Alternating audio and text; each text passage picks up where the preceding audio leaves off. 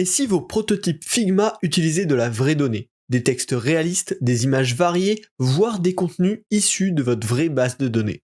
Découvrons ensemble les meilleures solutions pour donner vie à votre prototype.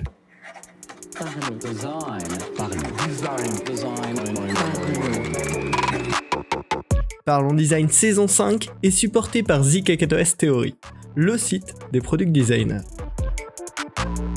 Salut, c'est Romain Pinchna, bienvenue dans Parlons Design. Aujourd'hui on va parler de Figma et spécialement de comment designer dans Figma avec de la vraie donnée. Alors, bien évidemment, ce podcast peut s'appliquer à n'importe quel logiciel de design. Travailler avec de la vraie donnée, ça a plein d'avantages et on va les découvrir ensemble.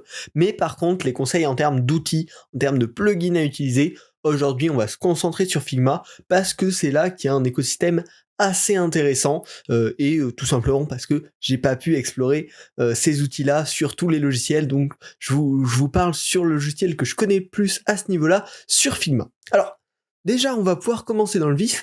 Pourquoi travailler avec de la vraie donnée, ou en tout cas de la donnée plus qualitative, c'est important en termes de design, au lieu de designer avec du lorem ipsum et des textes qui veulent rien dire. Prototyper avec de la vraie donnée, ça va avoir un premier avantage, c'est que le prototype justement qu'on va faire potentiellement tester à des gens, à des futurs utilisateurs, ils vont être vachement plus réalistes. Ça va moins les perturber que s'il y a du lorem ipsum à des endroits, des lignes de texte qui se répètent avec toujours le même texte. Si on arrive à leur proposer un contenu varié qui semble cohérent, forcément ils vont être plus immergés et les résultats des tests seront plus intéressants.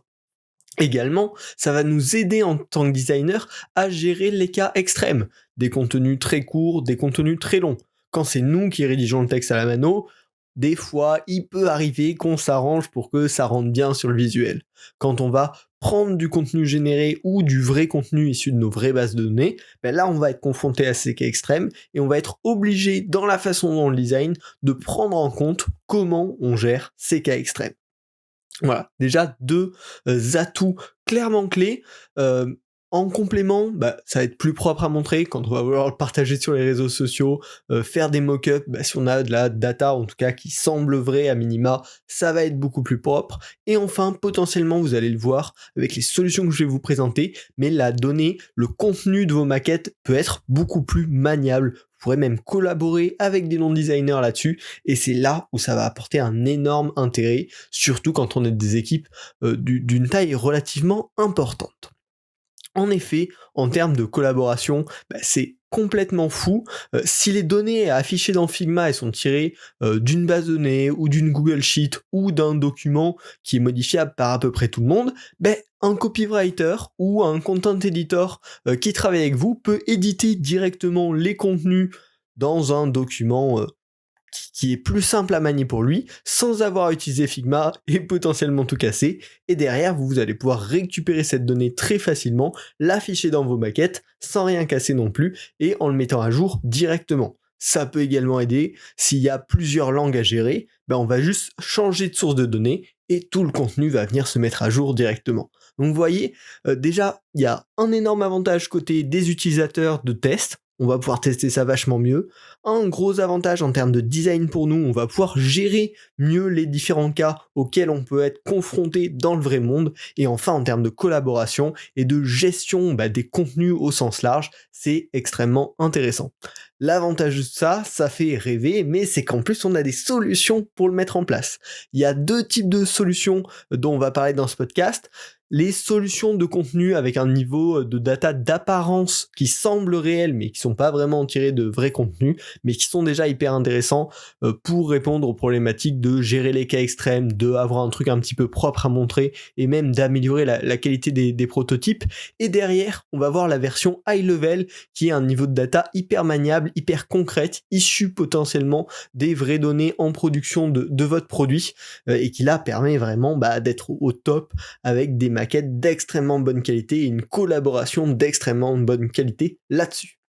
Alors, on va commencer tout de suite avec la première étape déjà quand on commence à designer avec du contenu de qualité, c'est générer de la donnée crédible pour remplir les maquettes de manière intelligente, lisible et que ça fasse pas erreur comme quand on voit du lorem ipsum où on sait que bon, il y a eu aucune réflexion derrière, ou quand on a une liste de personnes qui ont tous la même photo et tous le même nom. Le problème du lorem ipsum, c'est que pour n'importe qui va accéder à cette interface, c'est dur de se projeter. En plus de ça, c'est pas une langue qu'on utilise normalement dans nos interfaces, et du coup, c'est complètement incohérent. On va venir privilégier, à minima, de la donnée un petit peu cohérente. Pour ça, il y a plein de méthodes, soit vous pouvez écrire à la main le nom des différents utilisateurs affichés, par exemple dans votre liste d'utilisateurs, écrire tous les textes à la main, ce qui peut tout à fait avoir un intérêt, notamment les textes qui sont uniques, les écrire à la main et en donner en tout cas un premier aperçu de qu'est-ce qu'on veut, je vous le conseille grandement, c'est pas le sujet de l'épisode du moment. Soit quand on a une liste un petit peu importante, une liste un peu répétitive d'éléments ou des éléments très spécifiques, on peut utiliser des petits plugins qui vont venir nous faciliter la tâche. Ce que je vous conseille notamment là-dessus, c'est le plugin Content-Réel de Microsoft qui va permettre, vous allez lui donner une liste d'éléments, par exemple dans votre application, vous avez une liste d'adresses, et bien vous allez sélectionner cette liste-là et vous allez demander au plugin de vous générer des noms d'adresses. Et tout simplement, il va remplir les différents éléments de cette liste avec des noms d'adresses qui sont réels, issus du monde réel, en tout cas cohérentes, et qui vont venir, de manière aléatoire, remplir les différentes gardes. Et là, ça permet d'avoir un affichage qui directement paraît pas manipulé, paraît complètement concret, parce qu'on a une liste très variée d'adresses. Et on va pouvoir faire ça avec des noms de personnes, des contenus random, des titres d'articles, bref, tout type de contenu qui peut se répéter sous forme de liste. Avec ce plugin Content-Réel de Microsoft, on va pouvoir générer plein de variantes aléatoires qui vont donner l'impression que c'est du vrai contenu et qu'on n'a pas juste répété le même élément plein de fois. Aussi, l'avantage, là on le voit tout de suite, c'est que potentiellement ça va générer certains contenus très longs, certains contenus très courts, certains contenus avec des caractères spéciaux, et donc ça va nous forcer en tant que designer à bien faire gaffe que tous ces cas soient gérés et que l'interface casse pas dès qu'on a un texte un petit peu trop long ou certains caractères qui ne fonctionneraient pas, par exemple avec la police. Donc déjà, super point là-dessus sur le texte.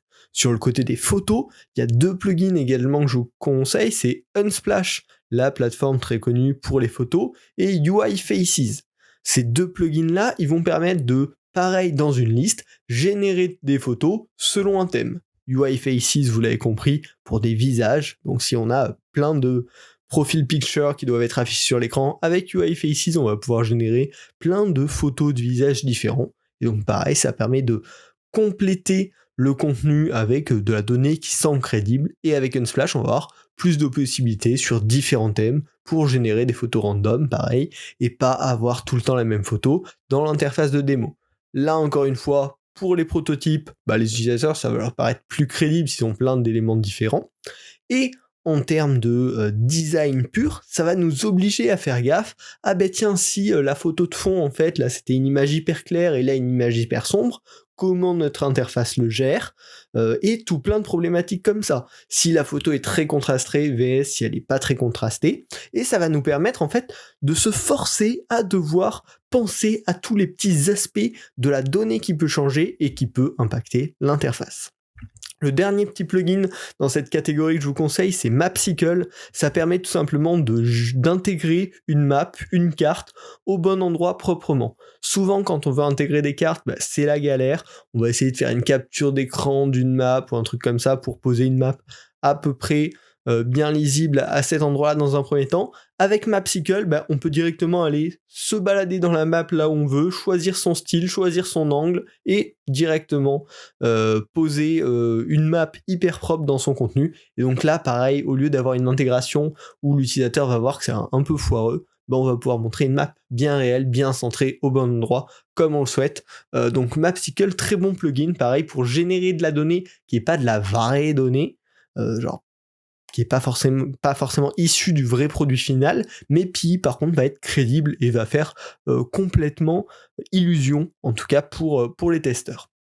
Voilà, ça c'est 3 petits plugins que je vous recommande et qui vont permettre d'avoir un rendu beaucoup plus réaliste et donc des tests utilisateurs plus efficaces et qui en plus durant votre process de design vont vous forcer à gérer tous les cas de contenu rares, on va dire les contenus très spécifiques, très rares, très longs, très courts, très sombres, très contrastés, etc.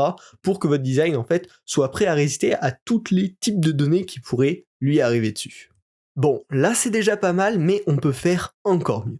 Désormais, on va pouvoir connecter Figma à de la vraie data. Et là, bien évidemment, on passe au niveau supérieur, parce qu'on va pouvoir le connecter à une source de données. Vous allez voir plusieurs types, mais toutes très intéressantes. Et derrière, on va pouvoir soit déléguer la gestion de cette donnée à quelqu'un, soit la tirer d'une vraie base de données réelle du vrai produit pour utiliser la vraie donnée dans les maquettes. Et là, forcément, c'est le meilleur des deux mondes. Nos maquettes vont être prototypées avec de la vraie donnée hyper qualitative, hyper réaliste, et nous, on va pas avoir énormément de travail pour l'inclure. Alors, le premier plugin et la première fonction que je vous recommande pour ça s'appelle Google Sheets Sync. Ça va tout simplement permettre de récupérer les contenus depuis une Google Sheet. Donc un tableur, un Excel, mais en ligne Google Sheet. Donc voilà, service gratuit en tout cas dans ces plans de base. Après il y a les plans Google Workspace, mais clairement il n'y en a pas besoin pour tout ça. Et globalement, là, c'est complètement génial. On va pouvoir dire dans notre Figma n'importe quel contenu, ça, c'est relié à telle case de la Google Sheet. Maintenant, cette Google Sheet, on peut la gérer de plusieurs manières. On peut la remplir manuellement. Ça permet d'avoir un doc hyper propre de gestion des données, où nous-mêmes, le designer, on va venir le remplir, mais potentiellement un copywriter, un rédacteur de contenu, n'importe qui peut venir retravailler ces textes-là, et ça pourra les mettre directement à jour dans la maquette, dans les prototypes. Et ça va nous créer un Google Doc, une Google Sheet qui va être hyper simple à transmettre aux devs. Quand on va devoir la traduire, pareil, ça va être hyper simple. Il suffit potentiellement de dupliquer la Google Sheet et de traduire les textes, ou de créer de nouveaux onglets et de traduire les textes. Et ça veut aussi dire que notre interface, si on va vouloir la changer de langue, on va pouvoir dire aujourd'hui utilise la Google Sheet en français pour récupérer les données, et puis maintenant utilise la Google Sheet en anglais pour récupérer les données. Et du coup, on transforme en quelques secondes notre maquette qui était en français en une maquette en anglais. Et bien évidemment, si on modifie le texte à un endroit dans n'importe quel des Google Sheets, ça va venir mettre à jour les maquettes directement. Et du coup, là, on a un vrai système de gestion du contenu qui est externalisé dans un autre outil et qui va venir se répercuter directement sur notre maquette réelle. Donc ça, c'est un premier usage hyper qualitatif, mais potentiellement, on peut faire encore mieux. On peut, avec un petit peu de dev ou des outils de no-code, connecter cette Google Sheet à une vraie base de données, par exemple. Et du coup, avec une petite automatisation Zapier, par exemple, là, Google Sheet va se mettre à jour de manière régulière avec les vraies données de votre application, et comme ça, votre maquette sera toujours à jour avec les dernières données de l'application. Donc là, on a accès à des vrais contenus de manière hyper optimisée, on a un environnement plus que réel pour les utilisateurs, et nous, encore une fois, en tant que designer, on va pouvoir tester avec des vraies datas et anticiper tous les cas spécifiques. Donc ça, c'est vraiment quelque chose que je vous recommande grandement. À minima, utiliser une Google Sheet remplie à la main pour gérer tous les contenus. Ça va être beaucoup plus simple pour collaborer dessus, pour le transmettre aux développeurs et à tous les autres parties. Et ça a aussi l'avantage, comme je le disais, le switch de langue devient extrêmement facile au sein d'une maquette Figma. Si les Google Sheets c'est pas trop votre truc, il y a également un plugin qui s'appelle DataSync qui permet de lire du JSON, du CSV, du XML, donc plein d'autres formats, et qui fait à peu près la même chose que Google Sheet Sync. L'avantage en plus de ça, c'est que soit on peut le connecter directement à un fichier JSON, un fichier CSV, mais on peut aussi directement le connecter à un point d'API. Donc potentiellement, si votre service est actuellement en ligne, qu'il y a une API fonctionnelle pour récupérer les contenus, vous allez littéralement pouvoir connecter Figma à l'API du vrai produit en production et récupérer tous ces contenus, les afficher dans vos maquettes. Donc là, on a un lien encore plus automatique avec le vrai produit développé pour avoir des maquettes hyper qualitatives. Donc ça, vraiment, c'est la solution de folie. On a de la vraie bonne data dans toutes nos maquettes et ça permet une super gestion des contenus en collaboration avec l'ensemble des équipes. On a vraiment le contenu au service du design et on fait pas du design abstrait dans lequel on vient rajouter du contenu après. Bien au contraire, le contenu fait partie entièrement du design et tout le monde peut collaborer sur cet aspect-là. Donc voilà. Il y a plein de super solutions qui existent pour mieux gérer le contenu de nos maquettes en design. Ça apporte plein de valeur autant à nous en tant que designers qu'au reste de l'équipe, qu'aux utilisateurs. Donc n'hésitez pas à creuser, à découvrir ces solutions. Ça prend forcément un petit peu de temps à découvrir, à mettre en place. C'est pas hyper intuitif initialement. Mais si vous réussissez à prendre cette habitude, à utiliser ça sur les projets qui en valent la peine, bien sûr, vous allez en tirer beaucoup de valeur et probablement un meilleur output, un meilleur design final parce qu'il aura été designé en fait dans les conditions les plus réalistes possibles. Voilà. J'espère que ce podcast vous a plu. Si c'est le cas, abonnez-vous à Parlons Design sur votre plateforme préférée. Et si vous êtes déjà abonné, ne vous inquiétez pas. Vous pouvez également faire quelque chose, c'est partager le podcast sur Twitter, sur LinkedIn, à vos collègues, à la pause café. Voilà. N'hésitez pas, parlez de Parlons Design, ça permet de faire grandir la communauté. Moi, ça me motive à continuer à faire des épisodes et à vous les partager. Donc, n'hésitez pas. Et puis, on se retrouve la semaine prochaine pour un nouvel épisode. Salut! Parlons design.